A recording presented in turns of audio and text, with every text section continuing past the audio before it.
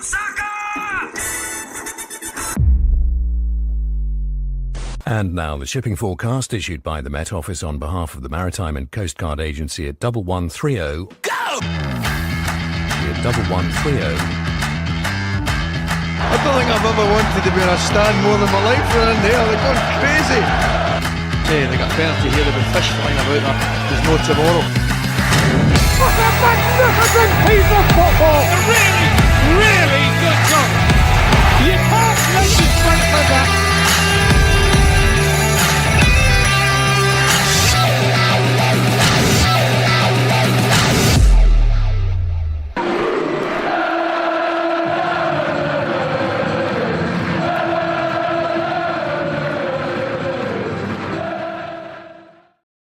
Good evening, everybody. Welcome to the DM35 podcast. It is nice to be back. Bruce is just realised it's February 2nd and he's too late to return his taxes and is looking through. Mike is here looking radiant, getting over yesterday. Young is here. He's not got a pub quiz or anything else going on today. When's the next one? In a week on Thursday at Docks. Book your table now. Book your tables now. What is there a particular theme or is it general knowledge? It is. They want me to do Valentine's theme. It's gonna be more slightly general because I don't want to alienate people that are either A, single, or B, like me, have been married for X amount of years. Don't celebrate Valentine's Day. So can you imagine what is the suicide rate increase during Valentine's Day? Jesus Christ, been going a minute. It's a bit heavy, isn't it? I've put on £2, Mike. How many cards did Mike send to Doug Farm? Yes. How many yards does Mike have to stay away from your Doug Farm after sending? Oh, I got clarity yesterday. It's 30 meters. Okay, right. Let's go. Right, we're here for a good time, not a long time. So, for some reason, you've all decided to start actually responding to the thing. Have you got any questions for us? So we will go with that, and we'll first start with what is probably Mike's greatest day of his life, including what is soon to be his second child. So, Mike, take it away. You met Doug Tharm. How was it? It was all right. Where did you meet him? Oh, he doesn't do it with him. Ah, right. Just hum it in the back. How was it? Where did you meet him? Oh no, it was all right. It was in Spoons actually. So they came in, and was this before the game? No, yeah, it was proper tanked up, wasn't he? No, he came in with his friends and family and stuff, and on his way out, he said hello and what have you. Yeah, so does he know Did that he you love him? recognise you, Mike? Yeah. No, of course he bloody didn't. They don't put pictures on the restraining orders. Yeah, it's just the name. Yeah, it's just the name. Person's not allowed anywhere. Yeah. Although I'm not sure why. The only thing I thought to say was, this might sound weird. I have your face on a pair of socks. It'd have been even perfect if you'd have been wearing them at the time. How the hell did you get somebody pregnant twice?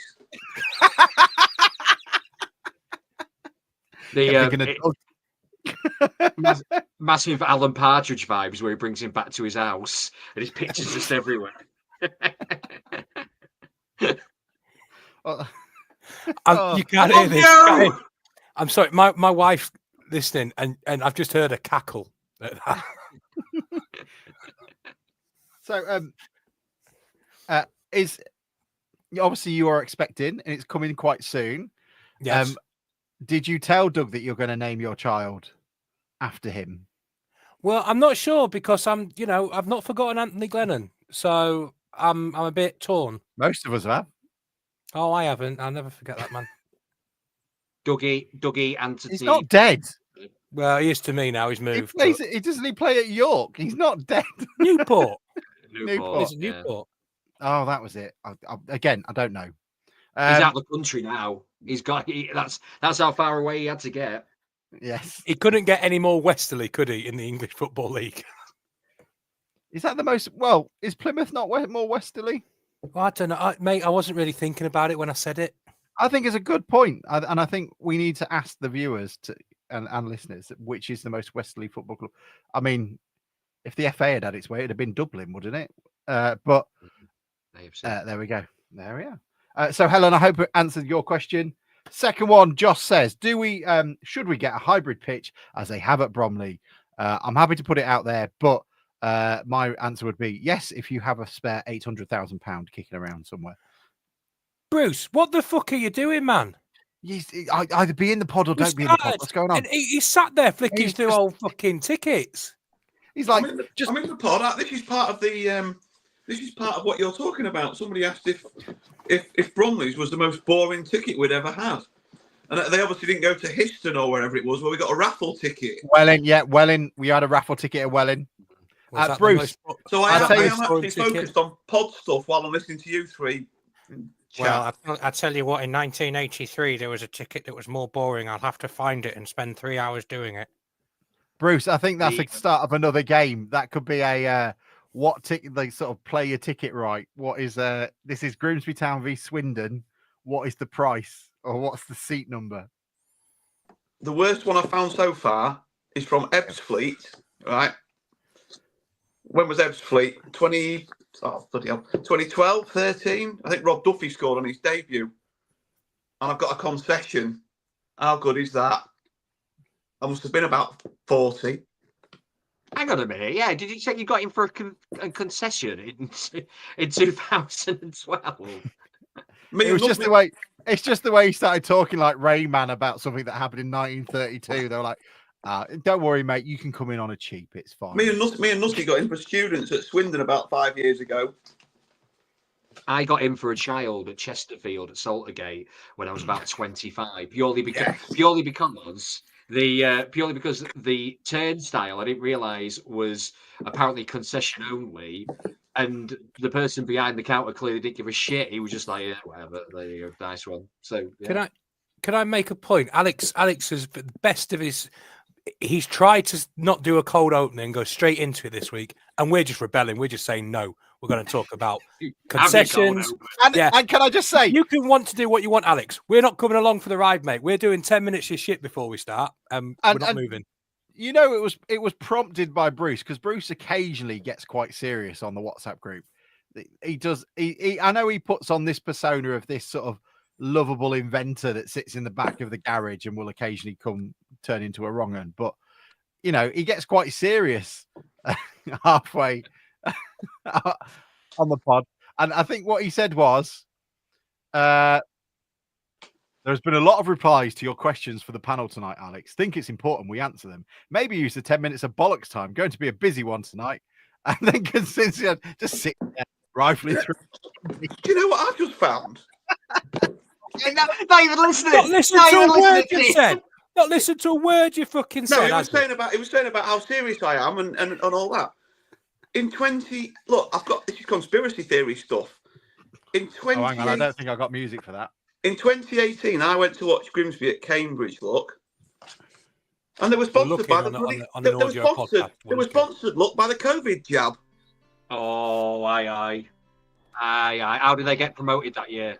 Sponsored by AstraZeneca. When was this, Bruce? 2018, a year before COVID-19. You do know companies that make medicine were there wasn't no medicine companies in the world before COVID. There were companies that existed. I thought these were the ones that Sam sold a contract to make it, and before that they were a skip hire company. Yeah. Probably. Next week's podcast special guest Alex Jones. Can't wait. Didn't he play for us in the 70s? Anyway, they're eating the dogs. We literally did have an Alex Jones a few years ago, but not the same one. So, Joss, the answer to your question is, I would love it, and I'm sure everyone else would. But Bromley got a £500,000 grant or whatever it was to put that pitch in. Maybe we should get something similar, because yes, our pitch is shit. I think everyone is aware of it. But would you prefer to spend that 500 grand on getting promotion? Or would you prefer to have a nice pitch? Yes, David Icke. We got a grant in Grimsby and we're building a new cinema and we've shut the market. I don't think it was allowed to be used for a pitch, though, Bruce. It would have got more use than the bloody cinema in town. Look, this is the town that went, do you want this free palm tree? And we went, no. That's far too southern for us. But we will have the blocks that direct people to the palm tree that doesn't exist. I run past them. do you follow Marco Lawless that does Grimsby History Club? Yeah. On social media. Didn't we used to have, and I'm going back several generations now, some beautiful buildings in this town, and usually they've been flattened to make a car park. Car park. Thank you for that, Bruce. I've missed that Grimsby word. To answer your question, Yes. Bruce, yes. And the biggest travesty is we turned the pier into an outsider's fish and chip shop. That's the biggest travesty. Yeah, it Burn should be it. a Not over place. that yet, youngie, have you? Burn it down. Never get over it. It should be a place where I still get burnt on the elbow from fags, and where I went to celebrate my GCSE results the night before. So obviously, bouncers well on it when I was 16, maybe 15. There we go. Anyway, Because Okay. I mean, to bring it back, the pitch is a bit of an issue, though, isn't it? At home, I know. I know we're only talking about Bromley here, apparently, but on Tuesday night it looked absolutely terrible. It's Just as terrible. could we- It's an awful pitch. could we earn it back? And this is the problem, though. Unfortunately, I'm sure they would have loved to have spent it on that, but it's just a number of things that have not been paid for. Think of how many times now we've had to fix the roof of the main stand, or change things in the Osmond or in the pontoon roof, everything else like that. It's just there's no infinite pile of money. So I would suggest, we can take the lads out of Grimsby, but we can't take the Grimsby out of the lads. What we need to be doing is, when we go to these places like Bromley, is taking a knife with us. South London, it's fine. And taking a bit of the pitch with us, just a small edge of it where the lino is. You don't have to take the main bit. And we slowly, piece by piece, put a quilt down, patchwork quilt on Blundell Park, and we'll be fine. Like Great Escape, just a bit on our legs and just wouldn't on Blundell Park next Saturday and shake it off. Yeah, Now, exactly. Speaking of shaking it off down your leg, Bromley bloody Portaloos. I might be a bit naive here, but would we necessarily have to just pay for the pitch outright? Surely you can finance that over a long period of time. If you're going to, Are you trying to get us a loan from Wonga? No. If you're going to stay at Blundell Park for 15 years, right, and you're going to play the type of football we want to play, you need the pitch to do it. Otherwise, it's pointless. So at some stage, I'm not saying they should pay for it out of their own pocket and stuff, because they've put a lot of money into the club already. So I'm not saying that. But at some stage, we are really going to need to address it, because it is getting worse. Yes, Youngie. I mean, that's a good point about playing style, because, I think Buckley's style of football was greatly aided by the fact that the pitch at Blundell Park for a long time in the early 90s, late 80s was immaculate. That Buckley was always on top of the quality of that pitch, and it was a carpet, and it greatly aided his style of football. To answer that, we probably can get a pitch from Temu or AliExpress, though, to be fair. We live in the modern age now, so let's get the Chinese involved, and let's get on it for £0 but 75% delivery fee. Can't we just go to Grimsby Carpet Warehouse and get one on finance?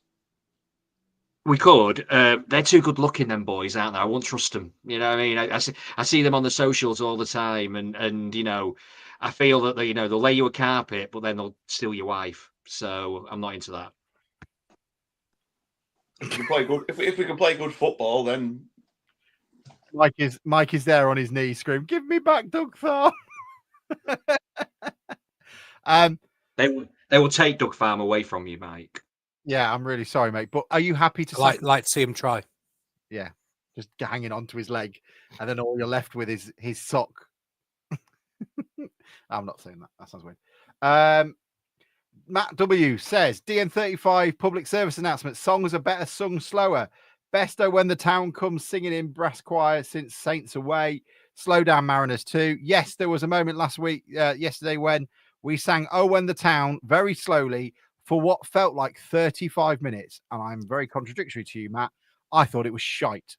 I don't mind it slow to begin with, but at some point, even Sting, the king of tantric sex, was going, "Can we fucking get this over and done with?" There was nothing else. It was bollocks. All foreplay, all bollocks. Yeah, Bruce, you're right. All bollocks. That was it. No shot. It sounded good. I mean, I didn't think we needed 10 verses of it. I mean, it sounded good, but at some point, as you say, get on with it. Somebody's got to be there after the second or third one with the hand clap to encourage the next part to Yeah. go on. Agreed. tried. So it's a couple of slows to start, and then when the town goes steaming, and then you start off with a Bang, quick, yeah. the quick version. And Yeah. I would happily again shout for a new drummer. I think the reason 2015 and 2016 and those seasons were so good was it Richard Tasker or somebody, whoever the drummer was absolutely phenomenal. And it really did help. And I know it's a bit wishy-washy nowadays to say that sort of stuff, but it works brilliantly. There we go. Bruce, anything to say about it? You said it was bollocks. I assume you responded to me rather than the slow bit. It's just, we shouldn't need drummers. We shouldn't need. It's just. But actually, I did join a conversation with somebody today, and around me, somebody. I think the post that you're referring to and the song and everything, they said, "Oh, a lot more older." And the older generation want the songs sung traditionally how they were sung, and I think somewhere in the middle is probably reasonable, because nowadays the average song, you can't sing it for 130 seconds and then you run out of breath because you just can't keep up with the pace it goes at. Anyway, I mean, there should be song sheets given out at Blundell Park on a Saturday as well. Get the old songs back. Mariners, This modern bloody shit. You hear it here first. You don't need drums, but give them a choir sheet. Do we say the word clap, or do we clap when it says before fish? No, if you put clap on a song sheet, clap. You'll end up with half the crowd walking out going to the. You'll end up with half the crowd walking out going to the clinic. Unfortunately, we don't have any anymore. What do you think is going to happen to Burns with him apparently getting promised a winger role? According to his agent, there is a picture of that, but that would mean if we're stuck with a 5-3-2, where would Burns slot in? Dino, have you listened to this podcast before? Well, Mike, you're the only one that does this sort of stuff. Well, Take it away. It's slotted at right wing back, which is where he's played a lot for Shamrock Rovers. Is that where Svan was yesterday? Yeah. So he'd be playing West Van Solsen was yesterday. Now, obviously, the issue with that is that's not his actual position, and it seems from everything you read and hear that one of the major reasons he came over other options he had was he wanted to play as a winger. Now, I don't think we will be wanting to go down the route of 5-3-2 as this is your main starting formation all the time. I think there's a place for it. Like yesterday, I think that's exactly the sort of place you play it. So we can't be rigid. Of course we can't. However, I think the way Artel's setting up and the players he's bringing in, he clearly wants to play with two wide wingers. Now, that's fine. But when we're playing that, we have to get them closer to whoever's playing as the number 9. So I can't see him using 5-3-2 as his standard formation. He may have it to fall back on, and then he can put Burns at right wing back. But moving forward, it's quite clear from everything he's saying and doing that he wants to play primarily in a 4-3-3 sort of formation. I don't think that suits Danny Rose. Well, it doesn't really matter who it suits. You know, I think it suits Ibiku. I'll be honest with you. Yeah, I think that the most threatening we've looked up front was the Morecambe game and the games around that when Ibiku had a run of 2 or 3 games where he played down the middle with the 2 wide men. I just don't think it suits Danny Rose. Now, obviously, Danny Rose is the wrong side of 30. He's not going to be around forever. And we've seen when Ibiku was fit that, Rose was getting 20 minutes, 25 minutes to hassle the hell out of people at the end. And that may be the way over the next few years. So it maybe not in this window, but in the next, in the summer window, I would have thought an athletic centre forward, not that Rose isn't fit, but I would have thought an athletic, strong, tall, pacey centre forward will be top of our shopping list then in that case, if that's what we're going to play with. I don't think it's something Danny Rose can't work with. I think at times we've left him far too isolated, and that's how we're playing in the build-up play, where we're relying on long balls into the channel, which don't work for Danny Rose, especially when you've got nobody near him. I think if you change how you're playing and your build-up play, then he can work in that. But you need to get your 10 closer to him, running past him, Greeny. And you need to get your wide players a little bit up along with him, and hopefully the fact that Burns and Vernon and Svan Sorsen are wide players with a bit of pace and a bit more direct, they'll be more willing to go up alongside him than the Barringtons and the Luca, which are different type of players and probably not wanting to do that. Yeah, I agree with you there, Mike. I think there is an argument that we haven't really had the players fit to play the 4-2-3-1 formation enough, really. I think Barrington's probably a better and maybe a number 10 than he is an out wide. Same with Luca. I think we've had this discussion before, haven't we, where we've essentially played 3 number 10s behind a striker, and it hasn't really given us any natural width. I think Vernon coming back, and you could see them shoots of in the first half against Gillingham, where Vernon was playing out wide like a proper winger and getting the ball and bringing it inside and having to go at people. Sorry, Pete, don't take our money away. Svan Thornton can do that, but he maybe again he's more likes the ball at his feet. He's going to play short passes rather than driving into the box, crossing the ball, things like that. So I think you're right. I think with proper wingers, I think Rose will be able to play in that formation. The best look we had with it is, I think if you remember Port Vale, they played a back 5 and we had I had 3 10s and our fullbacks pushing on quite a lot, and that's why we caused them a lot of problems, because people were close to Danny Rose. It was 5 on 5 when everybody was pushed up, and it just created a bit of space for him. So if you can do that consistently, that's great. When you have him just up on his own against 3 centre backs, he's not going to win anything all day. Of course, he's not. Right, so this is this is the DN35 podcast. The fact that we've been talking about formations in different plays is frankly disgusting. So yeah, absolutely. Let's talk about the bus getting stuck behind a width restriction. That was fun. How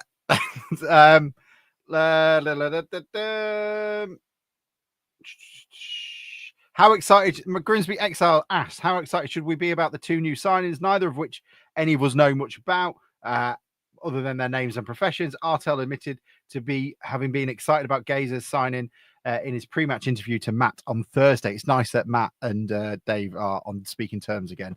How are you all feeling about it?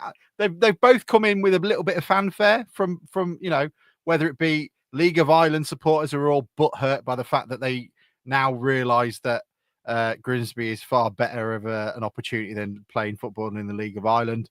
And everyone in the Faroe Islands seems exceptionally happy that Gazer Tories come over here. Any thoughts on that from any of you? I think we're obviously trying to mop up the sort of provincial football shirt sales around Europe, aren't we? I think we've clearly cleaned up in Iceland, and now we're going for the Faroe Islands. I think it's really good that we're trying something a little bit different. We're not pitching up and going after some 32-year-old from Stockport that's been around League One and League Two his whole career. Whether they'll be brilliant, who knows? It's obviously a bit of a gamble, but it's nice just to see us, like I say, doing something. You look what we've done, the signings we've made over not in the last 2 or 3 years, but to be fair, yes, in Hurst's case with that last window that he had, but before that, under the previous regime and the previous managers, we did the Swedish thing with Oman and Ring, didn't we? But apart from that, we've not really made a lot of effort in the transfer market, and it's clearly something that we're trying to hone up on now and improve. So fingers crossed they turn out well. Not Sanders Fostervelt, really. We were, once bitten, twice shy, weren't we, when that one came in?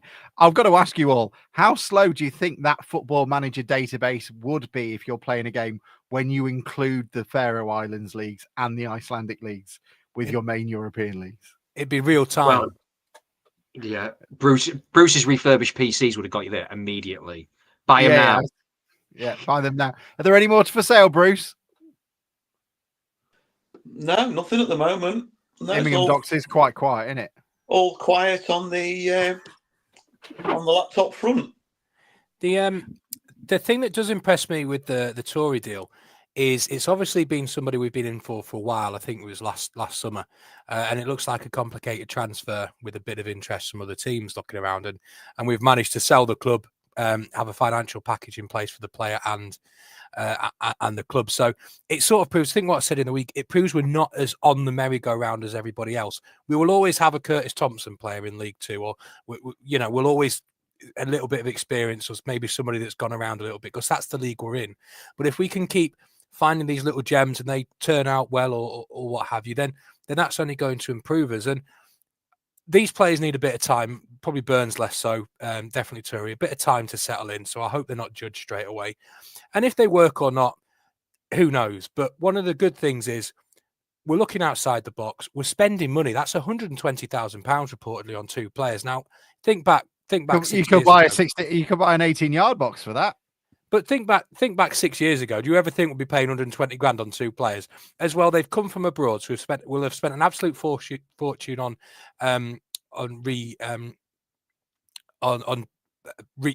rehoming packages and setting them up in the UK and stuff. So yeah, full credit. If they work or not, time to be seen. But really positive that we're getting these tough deals over the line, identifying players and getting them.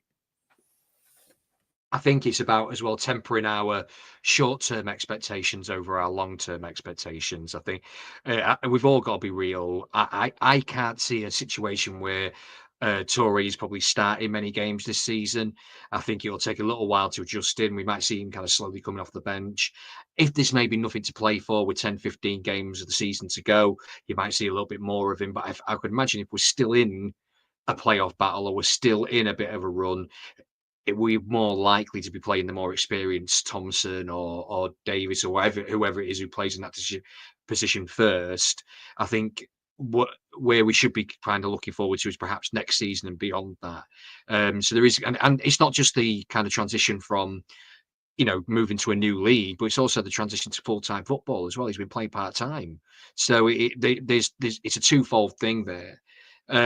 Not so much with Byrne, because Byrne has played over here, and he's the only difference with him. He's on the football equivalent of a jet lag, isn't he? Because his body clock's still on a different season. So he might take a few more games to kind of get up to back. But you'd like to think it's not going to be that long. But yes. So hopefully next season we'll be seeing the fruits of the labour. Simon Stevenson comes in with a really important question. Should anyone ever leave a game with 4 minutes to go when 1-0 down? Bruce, you got any thoughts on that? Yes. I leave early because I hate seeing opposition fans celebrating at Bundle Park. Do you not thank them for coming? No. Kev got mighty close to thanking them the other day. Mighty close, but he hasn't regressed as far as the old thank you for coming. We hope you've had a nice day and the food was good. Enjoy your food. He got mighty close until suddenly there was a red laser pen suddenly pointed towards the PA box coming from the lower fingers. Oh my God, he's going to talk to me about tickets. Bruce, do you think it would be acceptable to thank them for coming when we're 4-0 up and the Olays have started, just to be slightly, patronising? Yes. Okay, fine. So where's the line of demarcation? So say 65 minutes. Town have to be how many ahead for it to be acceptable? I think it's usually a bit later than that. I think the game has to be done. Well, the game has to be done, and people are going back in the bar because the game's done, not because we're so shit. Everyone's just chatting amongst themselves.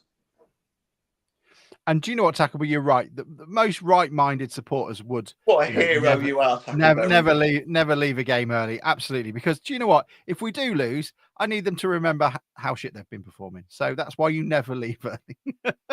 I never boo. I don't think I've ever booed Town. But come on, 2009, 2010, you never booed them. That was my most prolific season. I only missed about 6 games home and away, I think. Oh, there's a marker as to why. So I felt that they needed me because they were so shit. But actually, it turns out they were all just so pissed. You should have noticed that when they were falling in edges as they were coming out the tunnel. Let's have a look. Do you think that's it? The real fish wanted to know if Andy Woodman is getting fatter, and I say no. I think he's been on a diet. He's lost a little bit of weight. Maybe it's all the worrying of him losing his job because he's not a very good manager. But there we go. Any other questions that anybody else found in that in our Twitter cavalcade that they wanted to ask? That's quite good though. We've done half an hour somehow, and we've We've covered the transfer market, which needed discussing. We've covered Mike and Doug. We've got a few bits covered there, so we can actually talk about the games now, can't we? Apart from the 2-0 win, we've got everything done apart from the actual win yesterday. Don't worry, I'd rather we didn't talk too much about the Gillingham game last Tuesday, though, because that was horrendous. You missed the goal, yeah. Right, so we will be back in a second, and we'll talk about Town milking 6 points from the teat of Andy Woodman. All I want to do is play football for Grimsby Town. Shot from Jevons! Oh! Brilliant! Absolutely brilliant! I'm really sorry. That was a Bruce-style volume thing, so apologise if you had the TV up. Or I'll try and do it in post, but if I'm really lazy and your ears hurt after that, that was because of my laziness. You've just woken Mike's baby. Yeah. That's not even been born yet.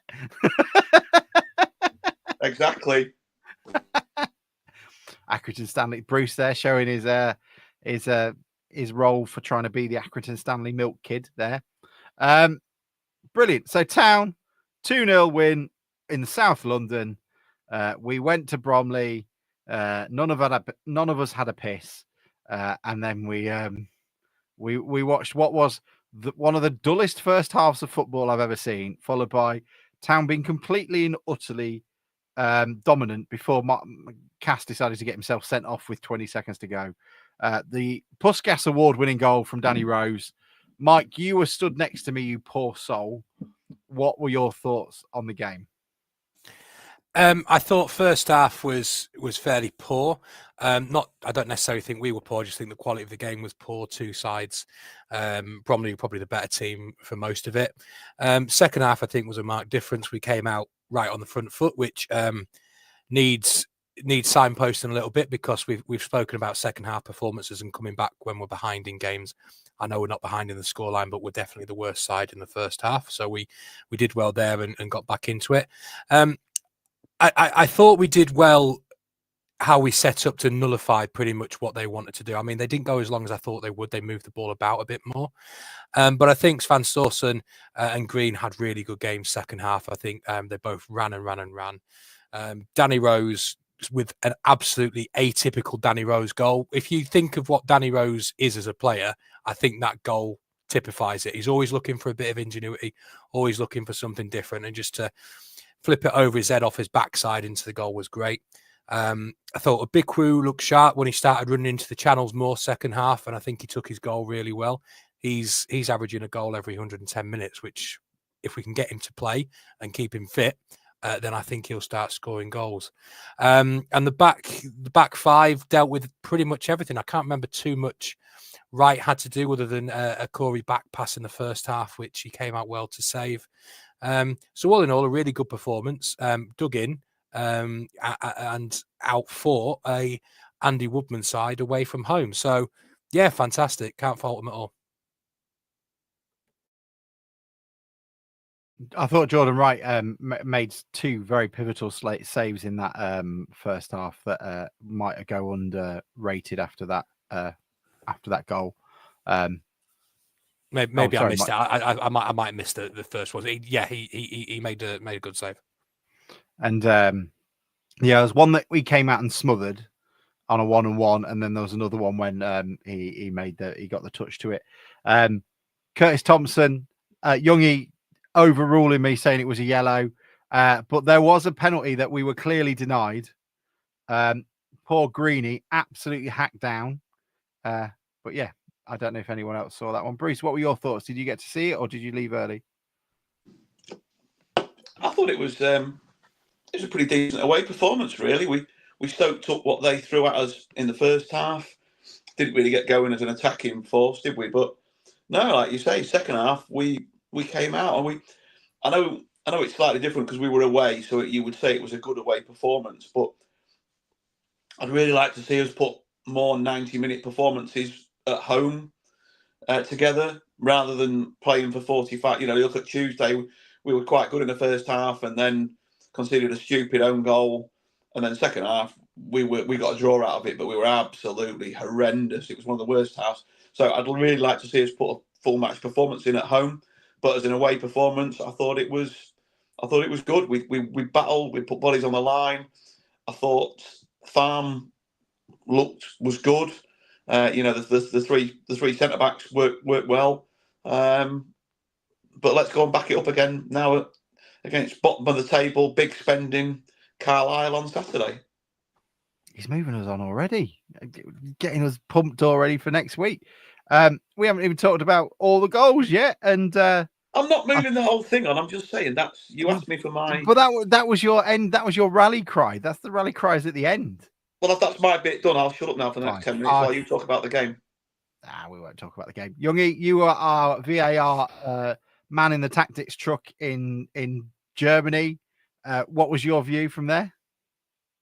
Yeah, definitely a penalty. It's one of them ones. If he gets put outside the box, it's a foul all day long. But for some reason, if it happens in the box, League Two referee doesn't want to give a penalty. But generally, the performance itself, yeah, like you said, first half was pretty lackluster, really, wasn't it? But we just couldn't get the ball down, and we couldn't keep the ball. I think the possession stats were very unlike us, really. I think it was something like 60% to them first half, but second half the goal obviously helped it being so quickly into the half, or 1 minute into the half, and it put us in control, and we never really looked like losing control after that. I thought they didn't have a plan B. They didn't really create anything, and we were quite happy, hitting them on the break, used our pace. I think the biggest difference was the energy in the second half.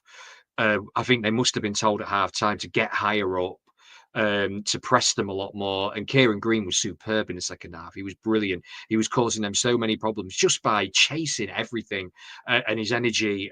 So yeah, much better second half. If we're going to talk about Tuesday as well, like Bruce was mentioned, that is everything we lacked in the second half on Tuesday night, barring 7 minutes of injury time at the end of the game. So it was good to see in the last 45 minutes of a game that we still had a good amount of energy to finish a game off, do it professionally, and do something that we talked about last week, didn't we, on here, which we hadn't been able to do in a few away games, just grind it out a little bit, and we managed that quite well. So yeah, very happy. We need to talk about the Puskas award-winning goal from Danny Rose, because it was someone sent us a question in saying, was that the let me see if I can find it actually. Craig Young says, was that the slowest fan reaction to a goal ever? Literally no one had a clue what happened. Felt the equivalent of singing Mariners slowly, but for a goal celebration. And as such, it is such a travesty that a goal of that quality and creativity was celebrated so mutely, because it was something I don't think I've ever seen. So any of your kids that are prattling around with a football when they're laid on the grass and trapping it between their feet and throwing it up in the air, that is what you can do if you allow them to be creative. It was incredible. Mike, you're unmuted. I'll let you go. I felt like a little bit like Chris Kamara when it went in. I mean, you're telling me we scored. I'm like, have we? I had no idea. I mean, I couldn't see a thing. No idea how it went in. And it took, 10 seconds? It felt like 10 seconds, probably exaggerating, for it to sink in. But as I said earlier, if you want to typify Danny Rose as a striker or as a football player, I think you can look at that. Something different, something out of the ordinary, always looking for that little edge. And not many other people would think about doing it. So yeah, fantastic bit of ingenuity. Deserved as well. And what I would say is that is another example of Kieran Green getting his head down on the sort of right-hand side channel and just running at a centre back and getting past them. He ain't particularly quick compared to a lot of players, ain't particularly skillful, but when he's got the ball and he's running, you ain't getting him off it, and he'll run past and he'll put the ball in. And I think it was a similar goal on Tuesday, wasn't it? Similar sort of out wide, crossed it in. I think it was a different player, but we've seen Green do that 4, 5, 6 times this season. And he's, brilliant. It was just lovely to see. And I'm so sorry we had to enjoy it after the fact, but it was again, never seen anything like it. It will be my goal of the season even if we do a Huddersfield one, because in 35 years of following town, never seen anything like it. A madness, absolute madness. And then Abiku struck right time, right place, just put his foot through it. Mike knows my opinion. I thought he had a poor first half, but so did everybody. Let's be entirely honest. and it was nice for him to get there. It did feel like they were all a little bit closer to him, but it was their centre backs were rapid, and there was a number of times yesterday where we're talking about having a fit and athletic striker. That's where it would have mattered. There were probably 3 occasions yesterday when I would say Ibiku got away and was ahead of his last man. And by the time he got to the edge of the box, he had to turn and look for options. Yes, Bruce. Do you know who would fit into this current team as centre forward very nicely? Liam Hearn. Who would you pick? I was going to say a prime Omar Bogle. What about a sub-prime Omar Bogle? Would that do? What, you mean now? Yeah. Did you see that chance he missed for Crew yesterday? No, I didn't. Was it bad? He's not prime. Like you say, he's not prime anymore. He's not, is he? Oh dear. He's actually like the drink prime in present day. I tell you what, though, lads, we've got 24 hours left to dream. It could still happen. Come on. Go on, Mike. If it's going to be a ruin in the Omar Bogle thing, I'm not. No. I was going to talk about something completely different. Fine. No. You muted yourself, not me. I left the video in today. I was going through in a little bit of a spring clean because Bruce, if he's on it, usually moves all the videos and stuff around. I thought, shall I get rid of this one? It's like, no, because there's a chance we might not.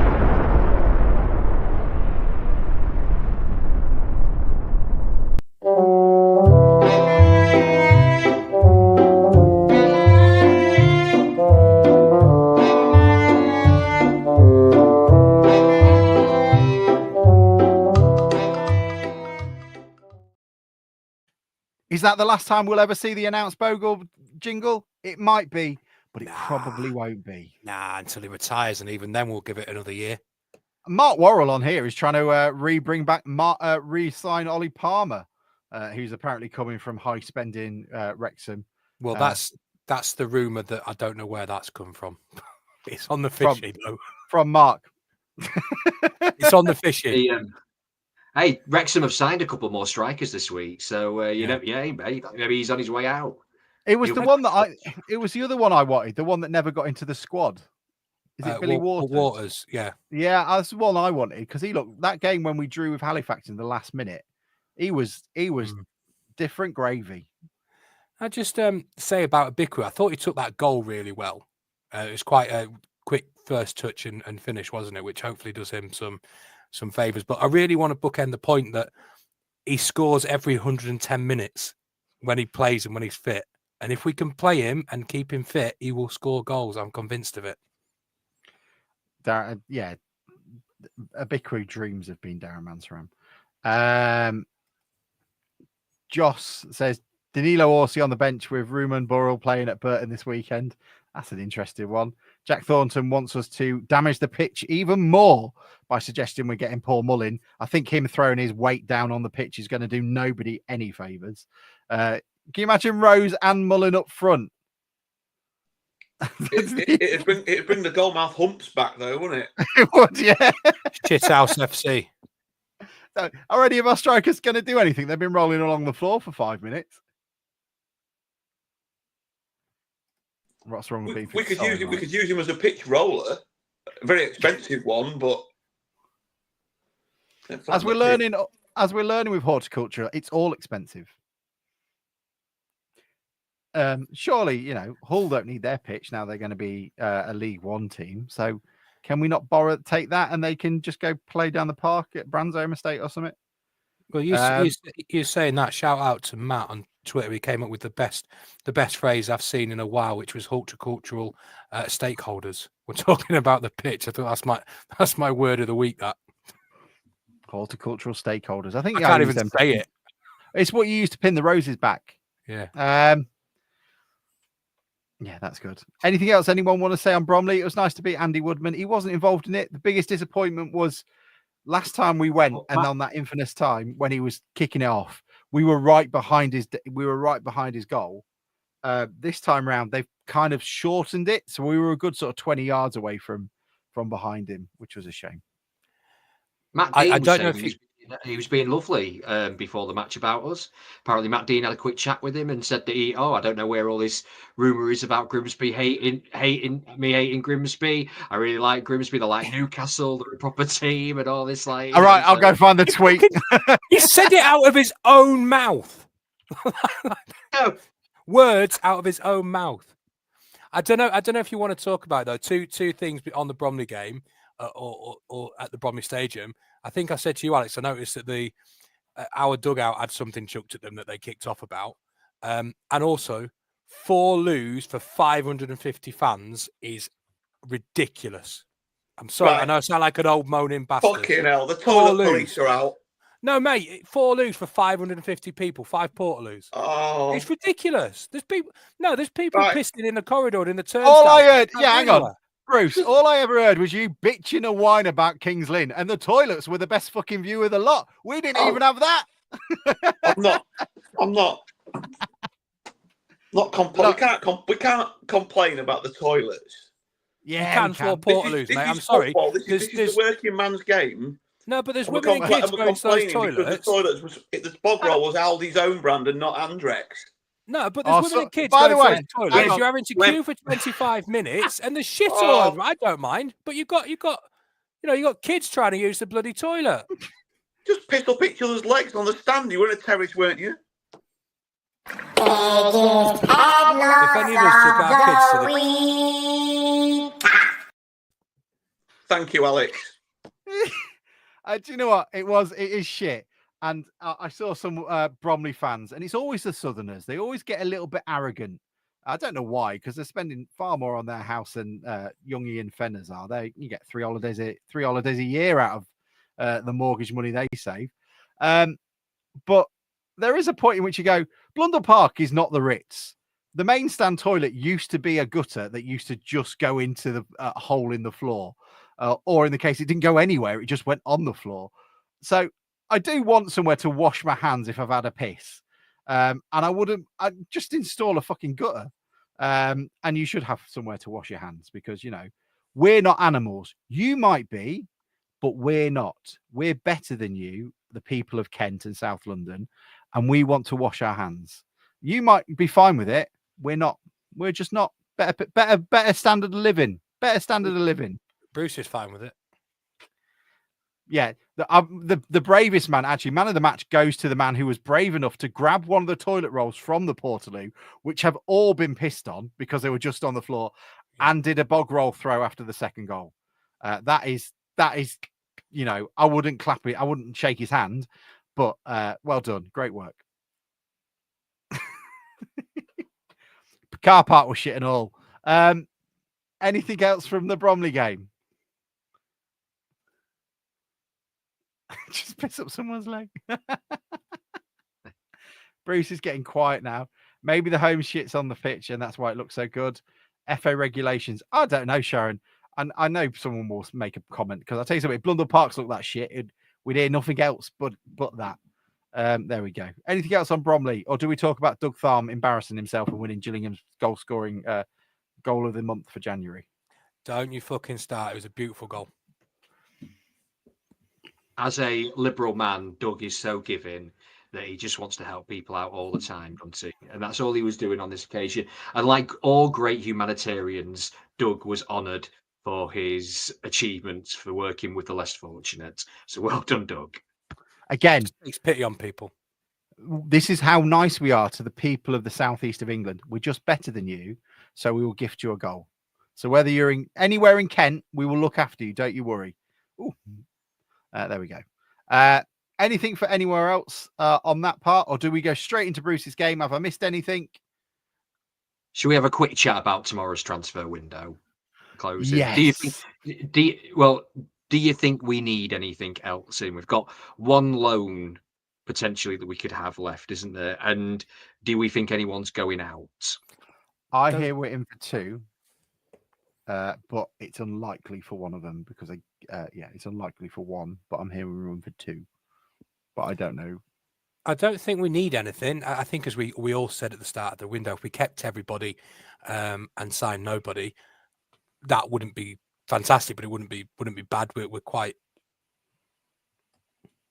quite okay at the moment. So yeah, I think Wilson and Ainley would be the two we'd probably looking to move out. I suppose if somebody comes and makes an offer from McJanet or a McEachran or somebody like that, which is possible and likely, then we may have to do something quite quick, similar to what we did with Bogle. You remember a couple of years ago? There you go, get a Bogle mentioning.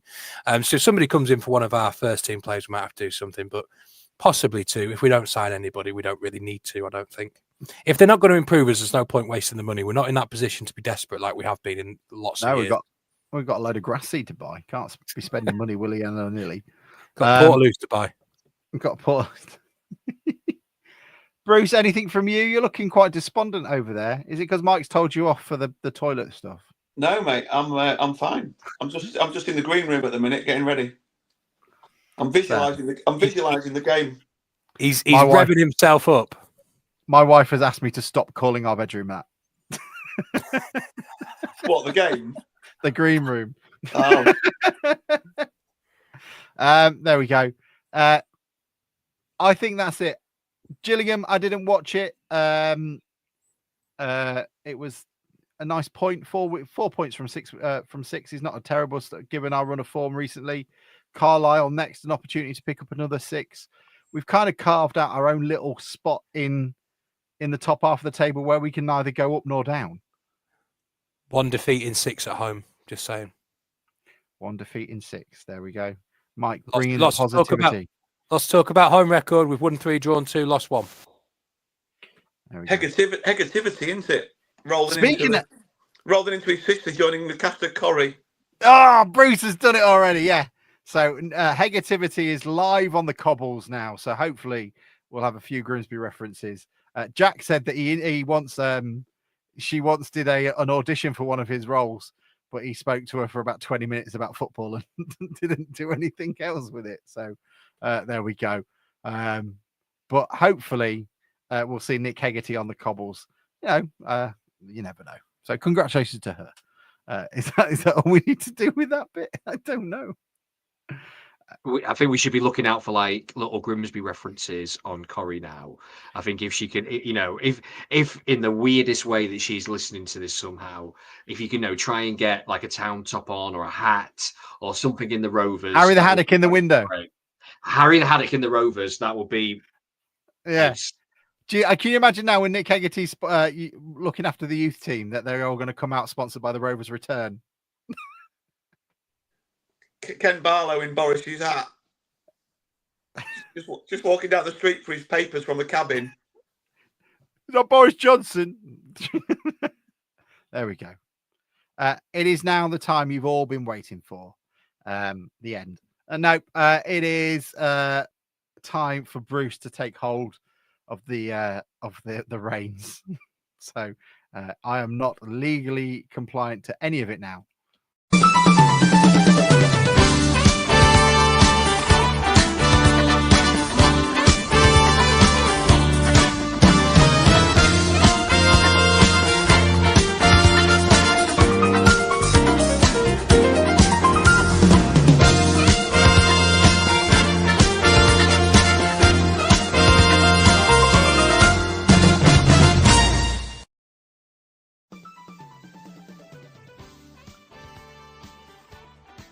Our host is gone. You're on mute, Bruce. Good evening. Who's playing? We got any? Alex, you haven't played much, have you? I think you should play tonight. Okay, I've never played. I'll do it. Oh, I think you should take on Mike if that's all right. Youngie, you fancy being our adjudicator? Yeah, I'll be probably best due to my limited knowledge compared to Youngie on. I was going to say long time ago, but slightly further ago than when I. Well, you need to home up on your history. Fucking rude. Right, we're going age before beauty. So I'm going to let Alex go first. Alex, I'm beautiful, Bruce. Your opening card or calendar is, and I haven't even turned it over yet. Oh, fancy that! It's Danny Rose. Okay, there's your starting calendar. Are you going higher or lower than Danny Rose? Oh, I'm going to go lower. Lower than Danny Rose? Oh yeah, that looks a good one. That looks a You've more got modern one. 2023. Unless it's Danny Rose again. And you've got Danilo Orsi. I'm going to hand that to Youngie. Oh Yeah, I think Danny Rose for us. That is the right answer. Yes, Danny Rose is higher than Danilo Orsi. I would All agree. right, higher or lower than Danilo Orsi, Alex? higher. Higher than Danilo Orsi? You've got 2001. Oh, good. Right, fine. Next one. And you've got the man himself, Paul Groves. Fine. Good. Mike, you might not get a go here. Higher or lower than Paul Groves? I think it'll be lower, Bruce. I do think it'll be lower. I'm just glad I'm here. I've had a nice time. You've got 2020. Brilliant. Great. Next It one. might be lower than Paul Groves. It's Alan Buckley. You've got Akeem Rose. We're going for the forwards tonight, aren't we? Apart from Grovesy. So Yeah, higher or lower and than Akeem Akeem Rose? Rose. I think we'll go higher than Akeem Rose. This could be the last time the game's ever on. There's not a lot of jeopardy in this. Right, what did you say? Higher or lower than Akeem Rose? Higher than Akeem Rose. You've got 2022. Ooh, Youngie, you might be called in here. But you've also got Sean Pearson. Oh, fine, yeah. Oh, this one's going to be a difficult one. Higher or lower than Sean Pearson? We've had quite a lot of the late calendars, so I'm going to go. I'll have a drink while you're thinking. So my thinking is that we've had quite a lot of the recent calendars already, so I'm going to go higher than Sean Pearson. Higher than Sean Pearson? I have to gamble that, I think. You've got 2024.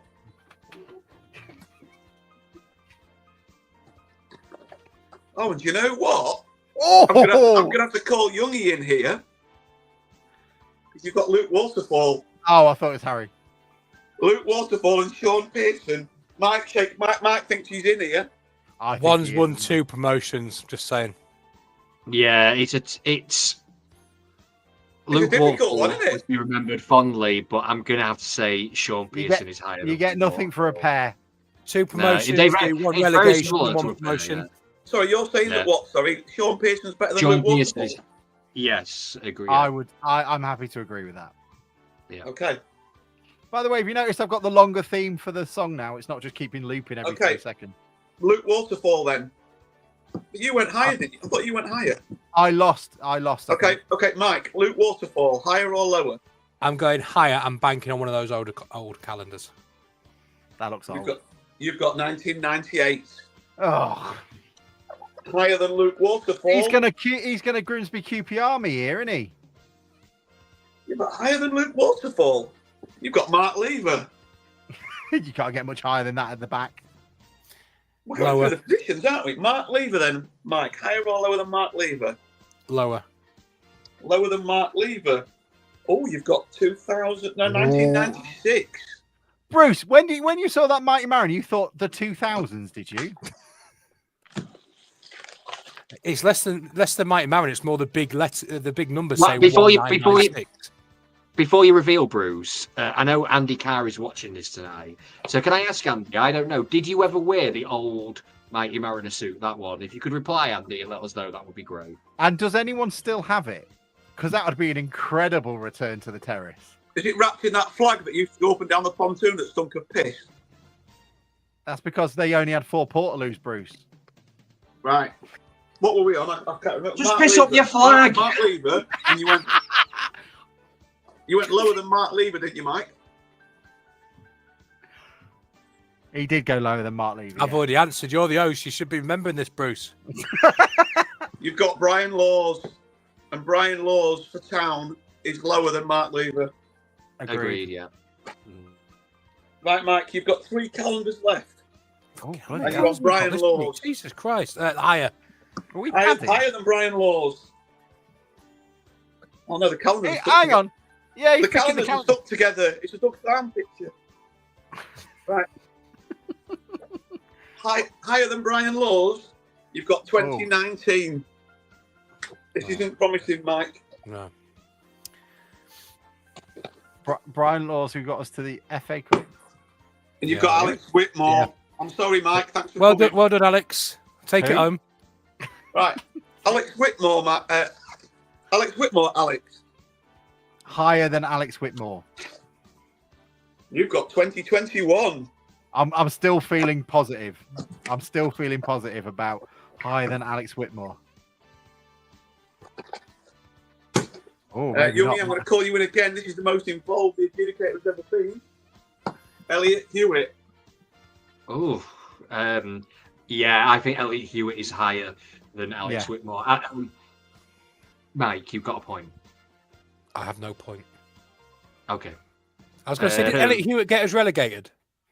He got lots of teams relegated. I think but Hewitt was one of the only ones out of that season that came out with any respectability, and we actually him and tried Menzies. Yeah, so I think Elliot Hewitt beats Alex Whitmore. Fine. Who's still playing? Me. Oh, it's right. Okay, so Elliot Hewitt, Alex, get this right. You take tonight. You take the Mr. February title. You get it wrong, and Mike wins by default. Fine. I'm going to go higher than Elliot Hewitt. You've got 2004. Oh, that'd be. I don't know. If it's Darren Mansfield, I win. You've got Stuart Campbell, and you take the title for February. Congratulations. Well done. Thank you for coming. Oh, hang on. I was too busy celebrating You may now that. go to the toilet. I'm just getting over the fact a centre half that gets you relegated is better than a centre half that didn't get you relegated. I'm sorry, you'll have to take that up with the production team after the show. What fucking production team? The Mike, production you know team what- is too busy celebrating. I hope this is a reference that you get, but you know on Fools and Horses on Gold Rush when Jonathan's when he crew rings him bring up, up yeah. Bellboy and they think it's Mickey Pearce in the pub. Yeah. That Donate might to charity. be you later. Donate to charity.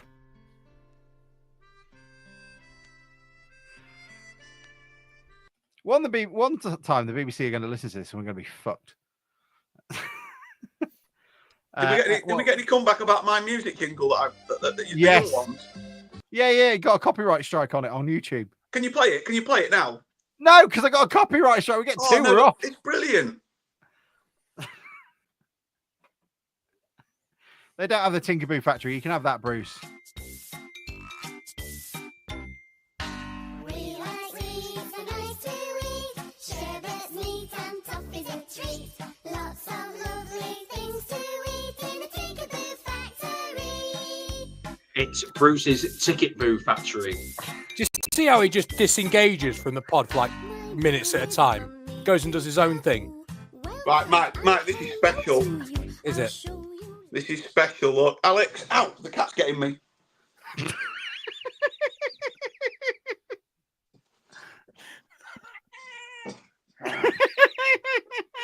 Angry cat. Yeah, you attacked me. You attacked the family. Out. Attack me, attack the family.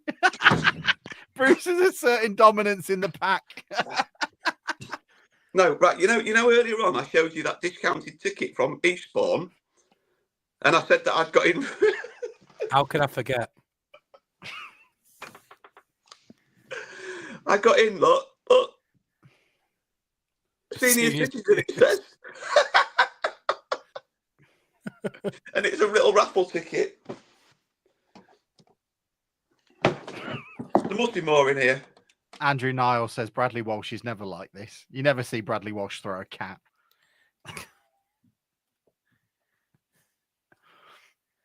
It's more Greg Wallace. Yeah, Bruce gives off Greg Wallace vibes, doesn't he? Not listening. That's a bit shit. Greg Wallace. Yeah, Greg Wallace. I heard it. That's. I can Braintree. I'm going to go with that being Braintree's. Ah, that's a shitty it's little Braintree. one. Shitty little one, isn't it? Is this what we've become to? And now watching Bruce go through an old box of tickets and just hold them up, and none of us can see where it's from. Anybody listening can't. I know the Qualities podcast dropped when Tom left. It won't take long to go through your ticket collection, would it? I tell you what, there's a playoff final ticket you ain't got.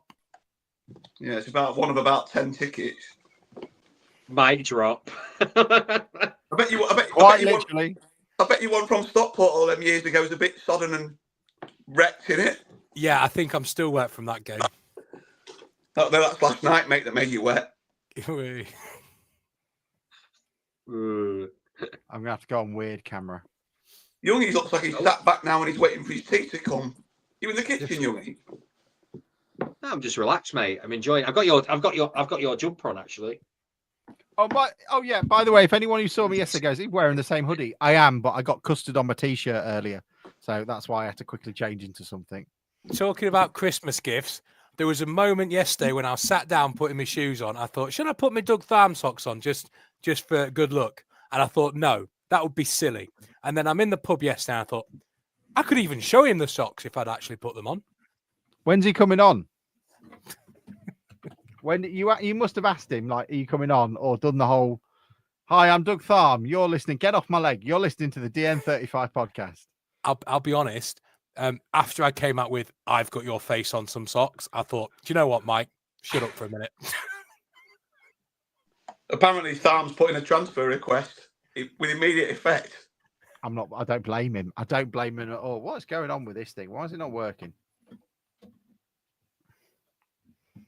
Doug Farm suddenly found himself eating his tea in the Witherspoon's toilets because he wanted to be as far away from you as possible. So next weekend, then. That was very good. That was very good. Next weekend, then, are we going to get? I've seen Matt Dannat. Matt Dannat. Matt Dannat. Yeah, Dannat. Oh, I'm thinking of the old cafe on the seafront. Matt Dannat. No, Matt's been saying that he thinks that they'll have a new manager in charge because he'll think that the new manager will beat them like Holloway did with us. What, Mike Williamson?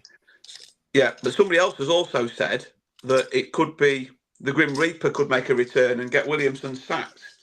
So I think the amount of money they've spent, the amount They're of not gonna signings sack him. they've made, sacking him would be ridiculous. They've Then again, football is ridiculous. They've signed 11 players in this window, which is usually an alarming side for alarm bells are ringing, aren't they?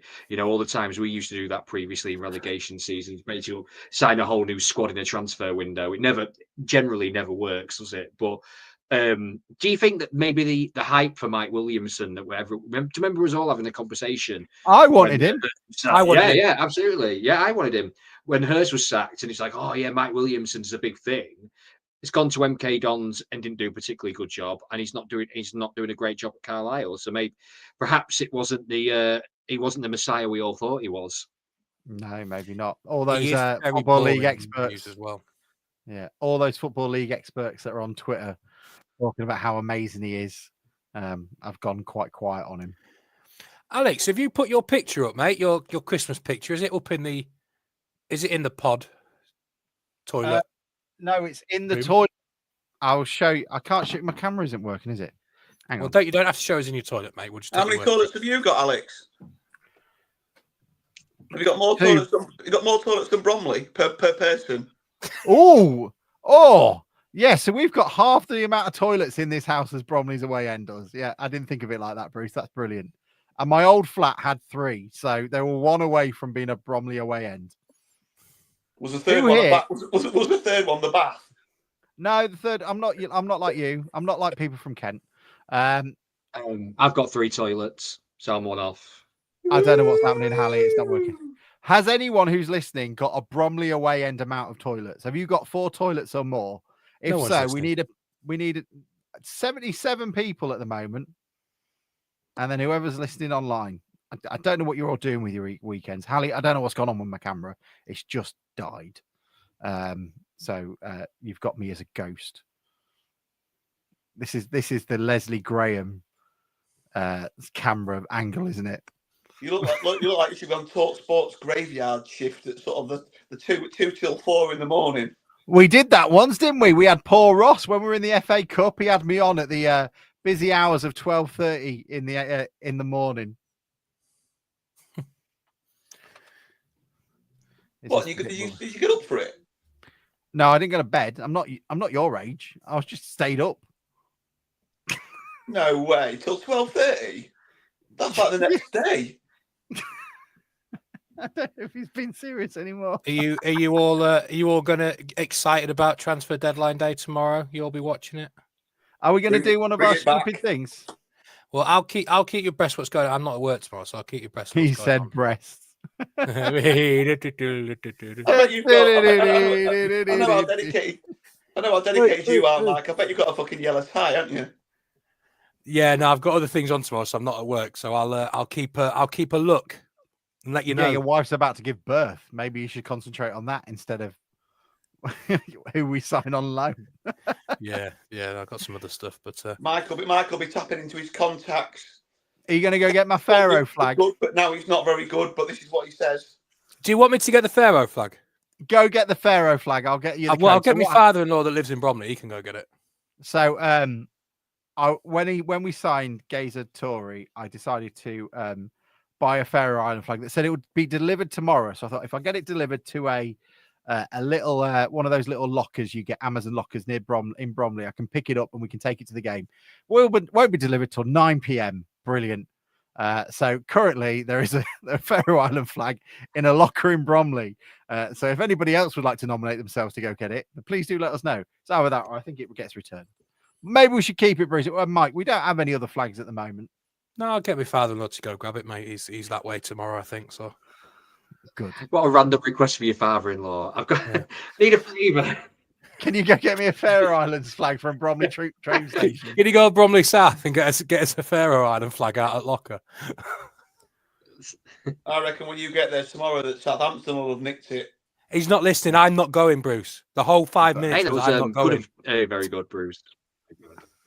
Do you know what, Bruce? And I did tell you that I stole something from them in return, didn't I?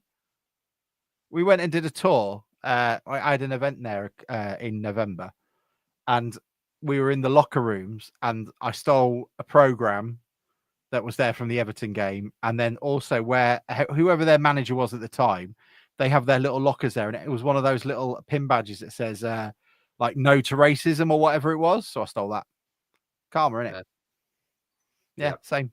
That showed There we them. go. That showed them.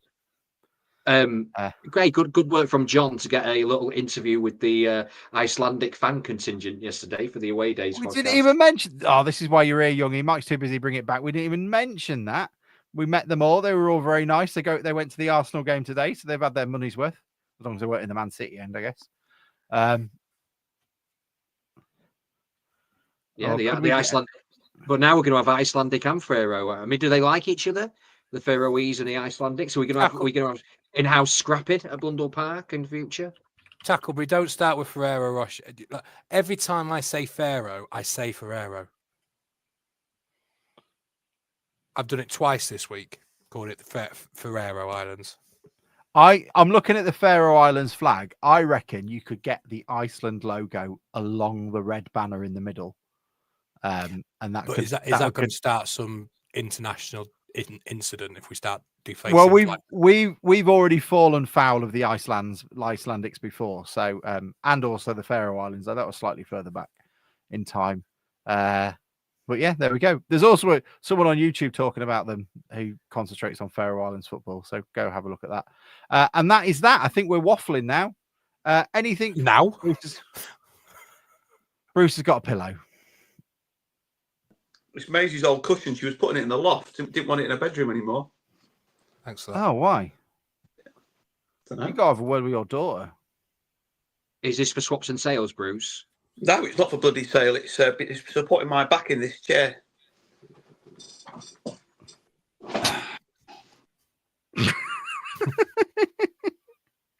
Ben Brister says, I bumped into John Tonda and Nigel Lowther in Willie's Wine Bar on Wednesday. Said to John, I bet you weren't on comms that game on Tuesday. I bet you're glad you weren't. Ah, there we go. Thank you. My apologies. We're done. Everyone's turning their minds to work. We're like Monica the Glen. We're the last thing you watch before you have to go have a bath and start thinking about Monday.